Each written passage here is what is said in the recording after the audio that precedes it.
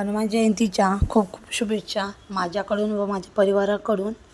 आज आमच्याकडे होती साधोनी ही शेतकरी गुढीपाडव्याच्या दिवशी मुहूर्तावर शेतामध्ये जाऊन पूजा केली जाते, परंतु आम्ही त्या दिवशी आम्हाला काम होतं म्हणून आम्ही केली नाही, पण ते आज हनुमान जयंतीच्या मुहूर्तावर आम्ही करणार आहोत। आणि मराठी लोकांची संस्कृती आहे। शेतकरी हा गुढीपाडव्यालाच साधोनी किंवा शेतातली पूजा का करतो, कारण की जे चालू आलं पीक त्यांचं पूर्ण होतात व नव्यानं त्याला अजून मेहनत करून अजून शेतीमध्ये मेहनत करायची असते, नव्याने सुरुवात करायची असते। जमिनीला हेच मागणं राहते की आम्हाला बळीराजाला सुखाचं ठेव आणि भरपूर पीक दे आणि सुखाचं ठेव। हे आमचे भाऊ आहे शेतकरी।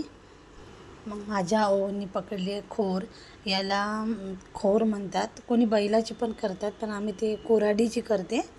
आणि याच्यामध्ये शेतातलं जे पिकलं ते कडधान्य नेतात, कोणी ज्वारी कोणी गहू, शेतात जाऊन पूजा केली जाते।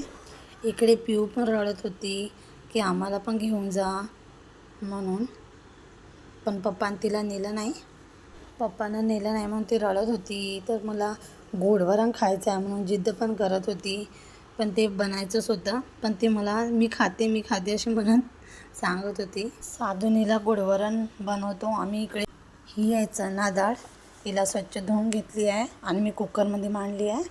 हिला 3 नाही तर 4 शिट्ट्या झाली तर छान शिजून जाते। शिजल्याच्या नंतर याच्यामध्ये छान शिजली आहे, साखर टाकली, त्याच्यानंतर विलायची, खोबरा किस आणि थोडं किंचित मीठ टाकलं आहे चवीनुसार, जास्ती नाही, बिलकुल थोडंसं टाकलं आहे।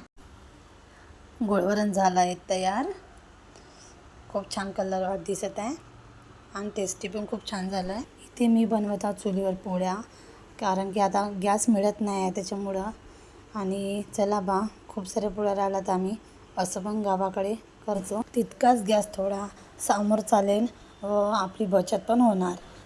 आपल्याला गॅसची सवय झाली आहे, नाहीतर तसं तर चुलीवरचा स्वयंपाक छान होतं, कारण आपल्याला बसायला पण मिळतो आणि बसून छान स्वयंपाक पण करता येते। गॅसवर कसं कंटिन्यू उभंच राहावं, तितकाच स्त्रियांना आराम पण मिळतो आणि छान स्वयंपाक पण स्वादिष्ट पण होतो। इकडे पिऊ करू लागत आहे मला पोळ्या, ते घरी रोजच मला त्रास देत राहते पोळ्या करत असताना, एक मम्मी मी बनवते म्हणून शेवटची पोळी हे पिऊसाठी असते आणि ती रोज एक पोळी शेवट करून बघते, तिला रोजच द्यावं लागतं, त्याच्यामुळे ते मस्त लाटते पण छान। तिला पोळ्या बनवायला खूप आवडतात। पिऊ खूपच बोलते आणि तिला खूप सारं बोलता पण येतं। आणि तिनं आता बघा ताव्यावर कशी पोळी टाकली आहे आणि ते खाली पण गेली आहे। देवाची पूजा करून देवाला नैवेद्य पण दिला आहे। आणि माझा नवीन ब्लॉग कसा झाला आहे ते पण नक्की सांगा। चला भेटूया नंतरच्या ब्लॉगमध्ये।